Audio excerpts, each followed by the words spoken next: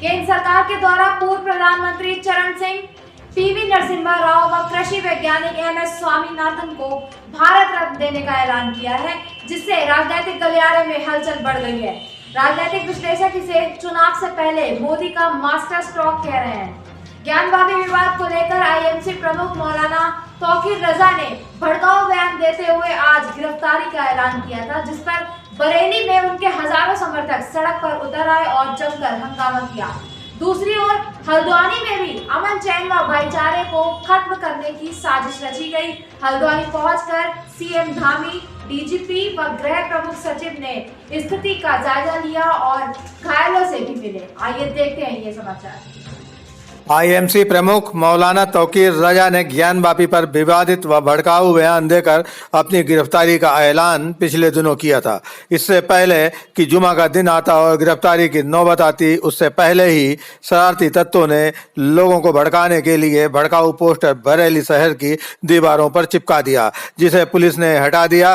Police अधीक्षक नगर राहुल भाटी ने बताया कि अज्ञात व्यक्ति के विरुद्ध मुकदमा दर्ज किया जा चुका है तथा गिरफ्तारी का ऐलान करने वालों को शांति व्यवस्था बनाए रखने के लिए नोटिस भी दिया जा चुका है। आपसे जानना चाहेंगे, शहर में कई जगह पे पर्चे बांटे जा रहे हैं, उसमें तमाम तरीके की भड़काऊ बातें लिखी हुई IMC की ओर से, क्या मामला है? देखिए, कल एक ट्विटर के माध्यम से एक पर्चा संज्ञान में आया था, जिसमें IMC के द्वारा कुछ बातें लिखी गई थी कि 9 तारीख को भीड़ इकट्ठा होनी है और कुछ बातों का विरोध करना है। तो उस पर्चे का जब संज्ञान लिया गया तो उसमें कुछ ऐसी बातें थी जिससे दो समुदायों के मध्य टकराव की स्थिति हो सकती थी। इस पर्चे का संज्ञान में लेकर थाना कोतवाली पर सुसंगत धाराओं में 153A व 295A में मुकदमा पंजीकृत किया गया है, विवेचनाधीन है। जो भी इन पर्चों को बांटने में व्यक्ति इन्वॉल्व होगा, उनके विरुद्ध कार्रवाई की जाएगी। इसके अलावा मौलाना तौकीर रजा ने ऐलान किया है कि वो गिरफ्तारी देंगे, भीड़ इकट्ठी करने की बात कह रहे हैं 9 तारीख को। देखिए, 9 तारीख को जो ये प्रस्तावित कार्यक्रम है, इसमें सभी पक्षों को जो इसमें आह्वान में इन्वॉल्व हैं, उन सभी को 149 CRPC का एहतियातन नोटिस दे दिया गया है और उसमें स्पष्ट शब्दों में लिखा है कि किसी प्रकार की लॉ एंड ऑर्डर की स्थिति आपके द्वारा उत्पन्न नहीं की जाएगी। अगर कोई लॉ एंड ऑर्डर की स्थिति उत्पन्न होती है तो उसके आप स्वयं जिम्मेदार होंगे और आप पर विधिक कार्रवाई की जाएगी। इन्होंने कोई परमिशन ली है इस्लामिया कॉलेज में जनसभा करने की? किसी भी प्रकार की जनसभा की परमिशन पुलिस एवं प्रशासन द्वारा नहीं दी है। शुक्रवार को जुमे की नमाज के बाद हजारों लोग मौलाना तौकीर रजा के घर व इस्लामिया कॉलेज के मैदान में इकट्ठे हो गए। मौलाना तौकीर रजा ने फिर केंद्र व राज्य सरकार पर निशाना साधा और लोगों को उकसाया। इस दौरान तौकीर रजा के समर्थकों ने नारेबाजी करते हुए जमकर हंगामा किया। प्रशासन ने सभी रास्तों को सील करते हुए भीड़ को आने से रोकने की कोशिश की। गिरफ्तारी देने के लिए जब IMC चीफ तौकीर रजा रोड पर आए तो लोगों ने बैरिकेडिंग को तोड़कर आगे बढ़ने की कोशिश की, लेकिन पुलिस फोर्स ने भीड़ को आगे बढ़ने नहीं दिया। इसी बीच शहामतगंज चौराहे पर हुड़दंगियों ने पथराव कर दिया, जिसमें कुछ लोग घायल हो गए। पुलिस ने अज्ञात लोगों के विरुद्ध मुकदमा दर्ज कर लिया। मौके पर भारी पुलिस बल तैनात कर दिया गया है तथा घायलों को उपचार के लिए भेजा गया है। पूरे बरेली शहर में कई थानों की पुलिस, PSC व रैपिड एक्शन फोर्स तैनात है। हमारे संवाददाता सौरभ गुप्ता ने बताया कि पूरे शहर में धारा 144 लगा दी गई है तथा चप्पे चप्पे पर सुरक्षा बल तैनात है। फिलहाल स्थिति सामान्य बनी हुई है। और ईमानदार और नेक मुसलमान की तरह अपने मुल्क के अमन व अमान की जिम्मेदारी आपकी है। आप लोग बिल्कुल खामोशी के साथ फूल शरीफ पढ़ते हुए अभी मैं गिरफ्तारी लेने जाऊंगा, मेरे साथ चलेंगे। और इतना भी समझ लेना कि ये गिरफ्तारी ऐसी नहीं होगी कि अभी गिरफ्तार किया अभी छोड़ दिया।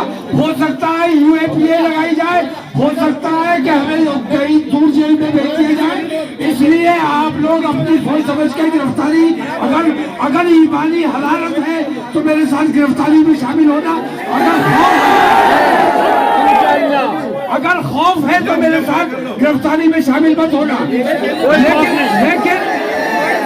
लेकिन अपने शहर का अमन व अमान, हमारा बरेली, हमारा हिंदुस्तान है।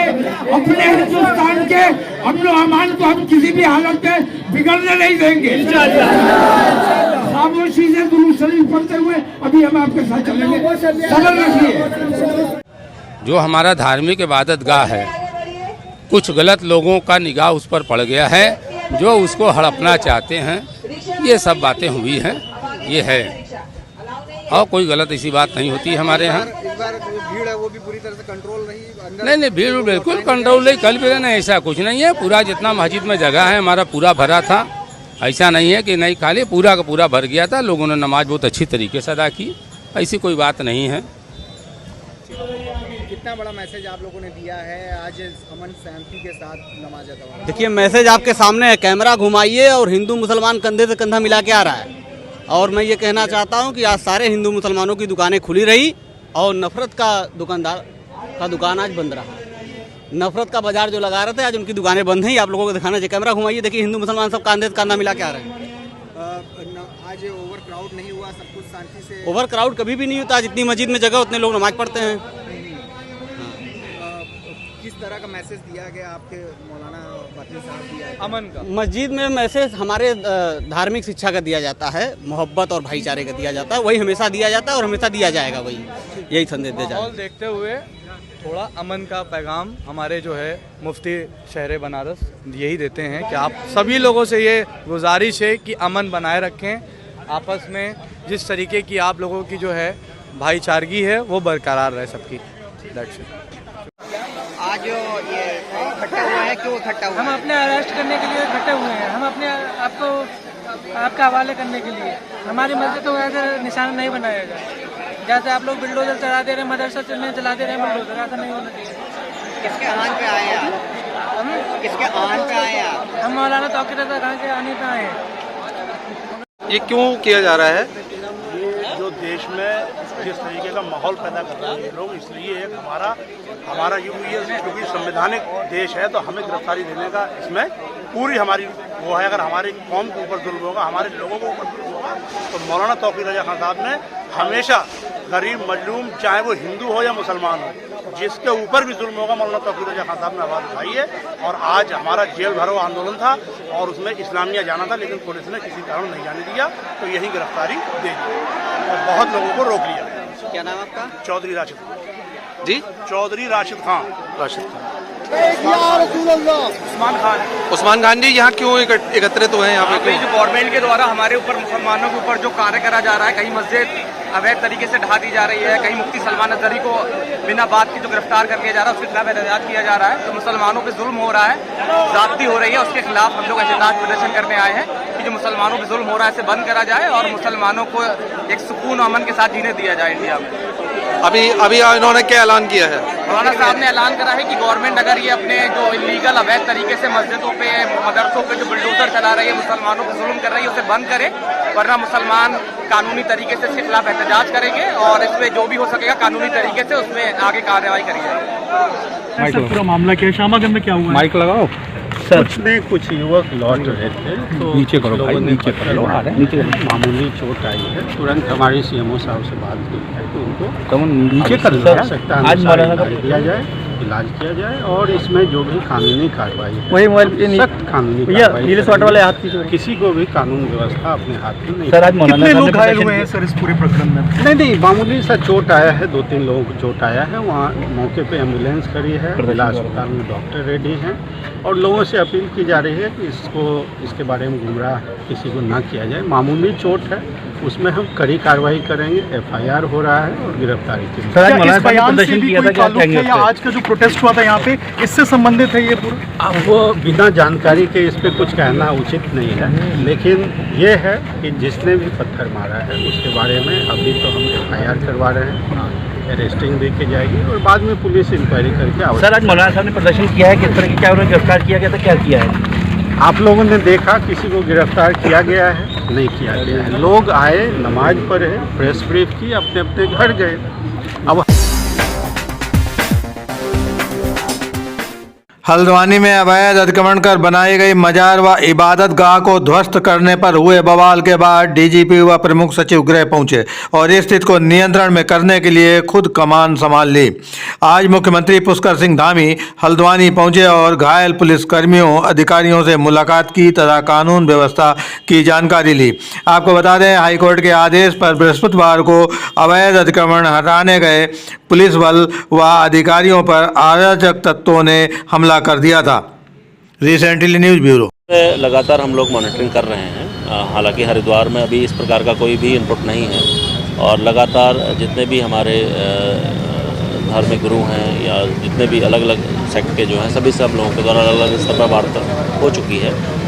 किसी भी प्रकार की कोई अप्रिय घटना ना हो, इसके लिए हम लोग उत्तर दे रहे हैं। सर, आज क्योंकि जुमे की नमाज भी आज होती है, मिश्रित आबादी वाले क्षेत्रों में किस तरह से खास इंतजाम किए गए? ऐसे क्षेत्रों को ऑलरेडी चिन्हित किया जा चुका है, उन पर अतिरिक्त बल जो दिया जा चुका है। थाना प्रभारी, चौकी प्रभारी और खासकर क्षेत्राधिकारी ऐसे क्षेत्रों में लगातार नज़र बनाए हुए हैं और लगातार गश्त में भी। सर, क्या ड्रोन से भी ऊपर से निगरानी की जाने की जरूरत है, क्योंकि पत्थर जो इकट्ठे इसमें ऑलरेडी सुबह एक हमारा ड्रिल हो चुका है और आगे भी इस तरीके के ड्रिल लगातार चलेगी और बाकी की और अन्य जो पुलिस की कार्रवाई है वो लगातार की जा रही है। प्रधानमंत्री नरेंद्र मोदी ने एक बार फिर लोगों को चौंका दिया। उन्होंने जहां राजनीति में शुचिता और निष्पक्षता का संदेश देकर लोगों का दिल जीत लिया, वहीं अपने विरोधियों को निरुत्तर कर दिया। देखा जाए तो मोदी ने विपक्ष के सारे तीर को काट दिया। कर्पूरी ठाकुर को भारत रत्न देकर जहां उन्होंने विपक्ष के ओबीसी के दांव को काट दिया, वहीं जाटों और किसानों में अपनी पकड़ मजबूत करते हुए पूर्व प्रधानमंत्री चौधरी चरण सिंह को भारत रत्न देने की घोषणा कर विपक्ष को चौंका दिया। इतना ही नहीं, कांग्रेस के कार्यकाल में प्रधानमंत्री बने नरसिम्हा राव को भी इस सम्मान को देकर कांग्रेस को कटघरे में खड़ा कर दिया। दूसरी ओर नरसिम्हा राव व कृषि वैज्ञानिक तथा हरित क्रांति के जनक माने जाने वाले MS स्वामीनाथन को भारत रत्न देकर दक्षिण की राजनीति में कमल खिलाने की जमीन तैयार कर ली है। Recently news bureau.